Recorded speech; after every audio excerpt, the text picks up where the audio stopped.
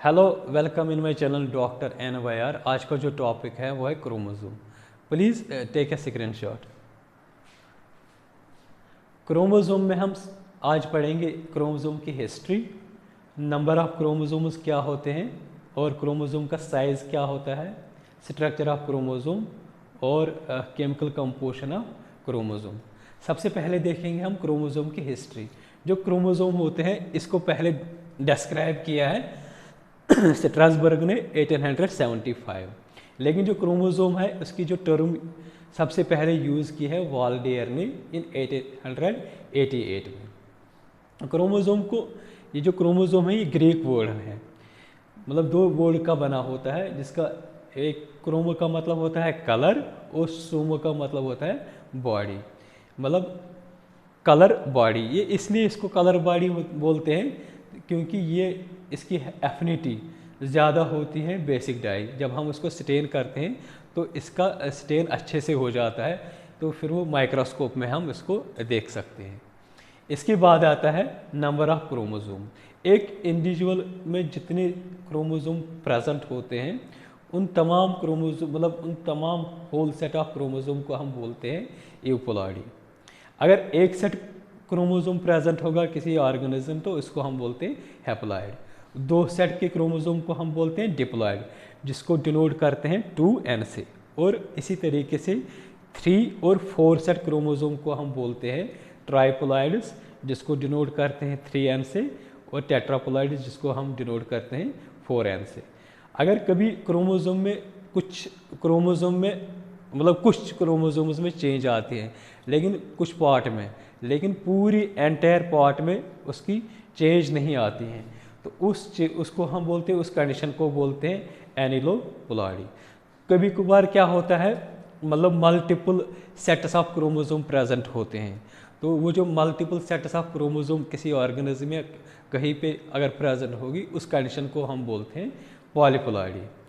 कुछ ऑर्गेनिज्म मैंने यहाँ पे मेंशन किए, जैसे ह्यूमन में टोटल क्रोमोसोम्स होते हैं 46 और डॉग में होते हैं 78, मॉस्किटो में होते हैं 6 और हॉर्स में होता है 64। अगर कुछ फूड्स या वेजिटेबल्स में देखेंगे तो ऑनियन में 16 क्रोमोसोम्स होते हैं, कैरेट में होता है 20 और राइस में होता है 24, मेज़ में होता है 20।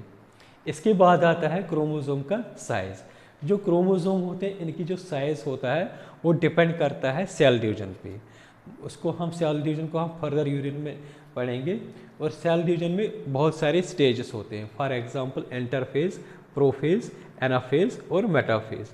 और ये जो स्टेजेस होते हैं सेल डिवीजन के, क्रोमोसोम का साइज़ जो होता है इसके अकॉर्डिंग होता है, सेल डिवीजन की स्टेजेस के अकॉर्डिंग।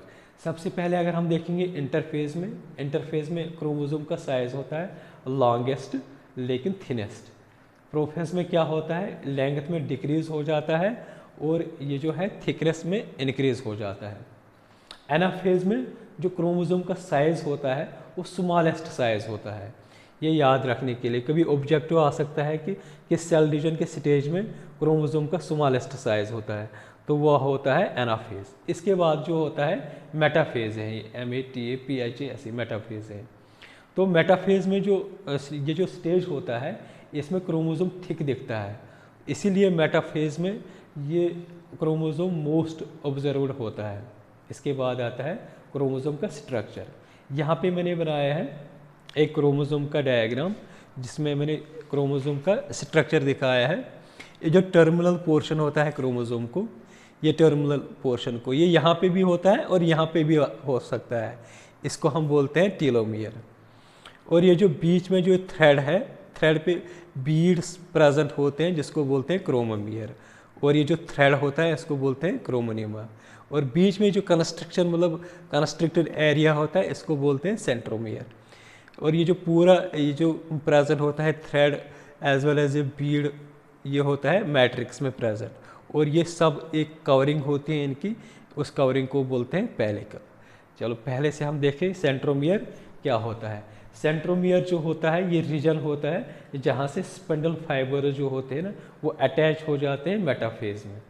और ये जो होता है इस सेंट्रोमियर को बोलते हैं प्राइमरी कंस्ट्रक्शन, या इसका दूसरा नाम है काइनेटोकोर।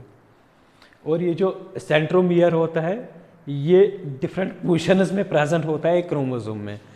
तो डिफरेंट पोजीशन पे फॉर एग्जांपल अगर ये सेंट्रोमियर मतलब टॉप पे होगा, टर्मिनल एंड पे होगा, तो उसके हिसाब से उस क्रोमोसोम का नाम होता है।